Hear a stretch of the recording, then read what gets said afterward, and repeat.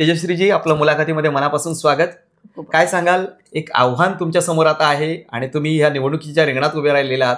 नेमका विकासाचा अजेंडा कोणता घेऊन आपण या निवडणुकीच्या रिंगणात उतरलेले आहात? नमस्कार.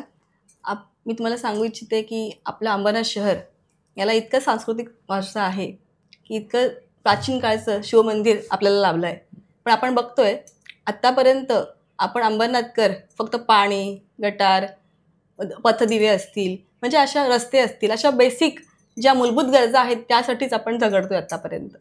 तर पहिले महत्त्वाच्या गोष्टी आहेत की ह्याच सगळ्या गोष्टी, जसं मुबलक पाणी उपलब्ध करून देणे, हा आम्हाला करायचंच आहे.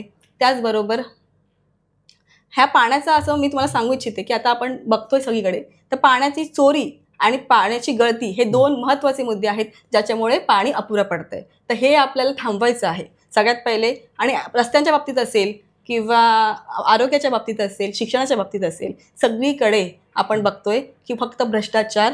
ह्याच्यामुळे काय झालेलं आहे, निधी येतोय पण त्या गोष्टींचा तिथे वापरच केला जात नाही, त्या निधीचा वापर योग्य ठिकाणी होत नाही आहे. आणि माझ्या माध्यमातून मी तुम्हाला सांगते, ही संधी आम्हाला जर जनतेने दिली तर आमचं असं धोरण आहे की एकूण एक पैसा जो निधीतून येतोय त्याचा पुरेपूर फायदा फक्त जनतेला होईल, हाच आमचा प्रयत्न असणार आहे. भारतीय जनता पक्ष आणि आरपीआय आठवले गट युतीच्या उच्च शिक्षित उमेदवार चार्टर्ड अकाउंटंट सौ तेजश्री विश्वजित करंजुले पाटील यांना व त्यांच्या सहकाऱ्यांना कमळ निशाणी समोरचे बटन दाबून प्रचंड बहुमतांनी विजयी करा.